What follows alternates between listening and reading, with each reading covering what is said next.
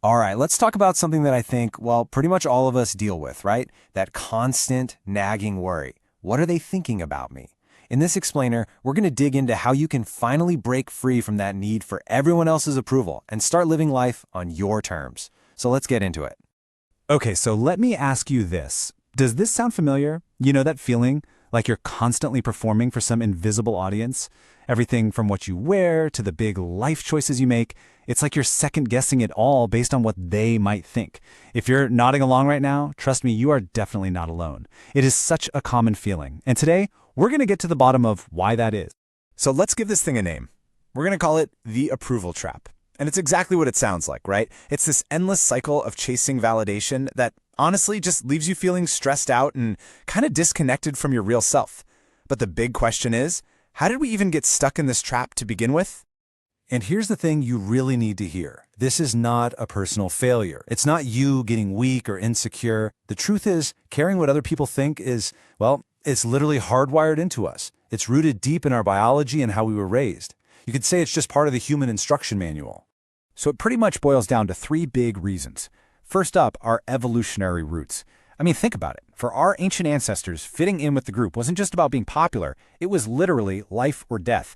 If you got kicked out of the tribe, you were on your own. Yikes. Then there's societal conditioning. From the moment we're kids, we're taught to look for that gold star, that good grade, that like on a photo. We're trained from day one to seek approval. And last, you've got some powerful psychology at work. Our own self-esteem gets all tangled up in what we think other people see when they look at us. And you know, there's actually a cool psychological term for this. It's called reflected appraisal. Basically, it's this theory that our own self-concept, how we see ourselves, is shaped by how we believe others see us. It's like we're looking at our reflection in a mirror held up by society. If we think they see us as smart or funny, we feel good. But if we sense any kind of judgment, our self-esteem just takes a nosedive. Okay, so this brings us to a really crucial point, because staying stuck in this approval trap, it comes with a pretty hefty price tag. But, and this is the good news, the rewards for getting out of it, they're huge. You're basically standing at a crossroads with a choice between two very, very different ways of living. I mean, just take a look at this. It's pretty stark, isn't it? On the one hand, if you're always caring what others think, your personal growth just hits a wall. You're too afraid to try new things because what if someone disapproves? It creates so much stress and anxiety, and you slowly start to lose track of who you even are. It can even mess up your relationships. But then, look at the other side. When you start to let that go, you get real, solid self-confidence. Your mental health gets a major boost. You get to live as your authentic self, and you can finally make decisions that are actually good for you, not for someone else. So, are you feeling ready to make a change? I hope so, because now we're getting to the good stuff, the practical how-to part. Think of this as your personal freedom toolkit. We're talking 4 actionable steps you can start using like right now to get your independence back. All right, here's the game plan. It's a simple 4-step process. First, we're going to cultivate some self-awareness. Then, step 2 is all about challenging your mindset. After that, step 3 is taking confident action. And finally, step 4, we're going to curate your environment. Simple, right? Let's break it down. Okay, step 1, cultivate self-awareness. So what does that actually mean?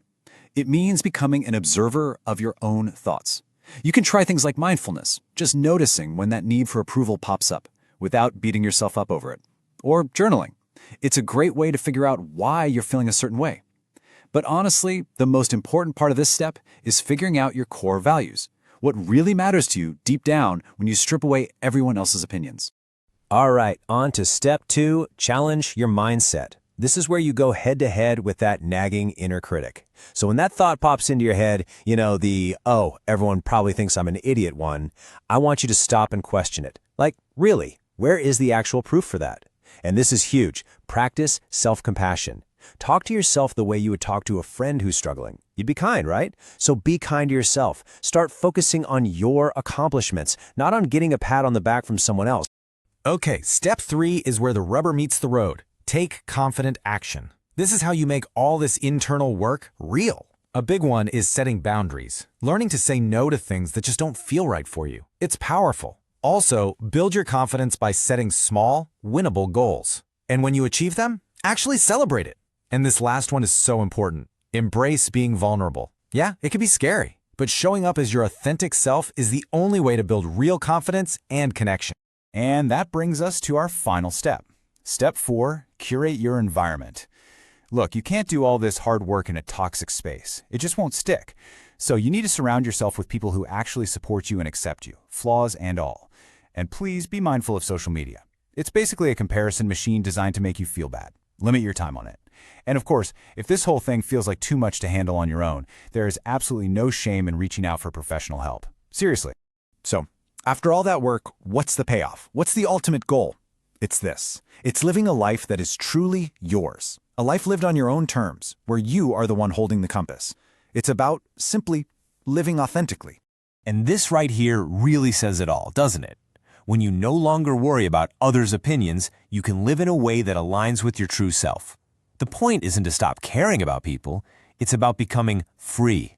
Free from the weight of their expectations, so you can finally go after what makes you happy. So, I'm going to leave you with one last question to really think about. Take a deep breath and honestly ask yourself, whose life are you living? Is it really yours? Or is it a performance for everyone else? Because at the end of the day, that choice, it's always yours.